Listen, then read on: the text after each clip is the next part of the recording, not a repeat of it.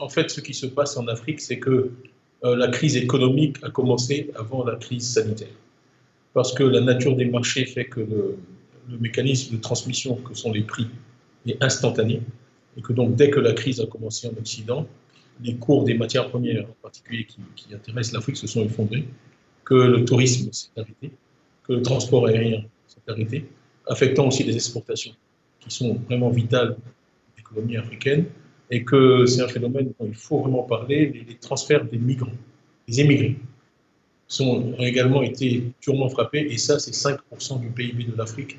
Si vous prenez un pays comme le Nigeria, c'est 25%. Donc c'est un choc économique majeur avant d'être un choc sanitaire. Comme vous l'avez dit, certaines économies africaines sont beaucoup moins intégrées à l'économie mondiale que d'autres, ce qui les handicape parfois, mais aussi dans une situation comme celle du coronavirus, les protège. Mais il faut faire, je pense, preuve de la plus grande humilité et de la plus grande prudence dans cette affaire, parce que les chiffres sont bas, mais ils augmentent rapidement. Et le pire ennemi dans cette affaire, c'est la complaisance.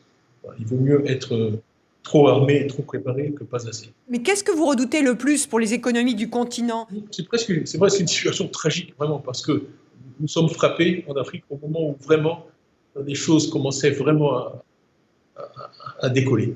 Et où on avait la Banque mondiale qui disait que rapidement, 5% des Africains seraient dans la classe moyenne mondiale. Et donc ce tsunami nous frappe à un moment terrible.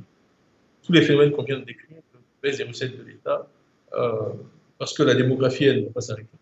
Donc l'État est face à des recettes en chute libre, mais des dépenses qui sont en croissance. Et donc cet effet de ciseau est terrible.